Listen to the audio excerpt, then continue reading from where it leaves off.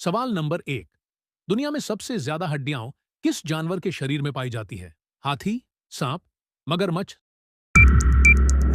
सही जवाब, सांप। सवाल नंबर 2। वो कौन सा पक्षी है जो समुद्र का पानी पीकर भी जिंदा रह सकता है? Albatross, penguin, seagull? सही जवाब, अल्बाट्रॉस। सवाल नंबर 3। इंसान सबसे ज्यादा समय तक बिना नींद के कितना जिंदा रह सकता है? 7 दिन, 11 दिन, 15 दिन? सही जवाब, लगभग 11 दिन।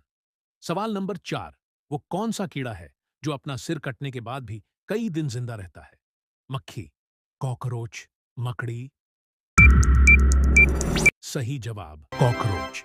सवाल नंबर 5। दुनिया का सबसे तेज पौधा कौन सा है जो सबसे जल्दी हरकत करता है? Bamboo, Venus flytrap, mimosa? सही जवाब, वीनस फ्लाईट्रैप।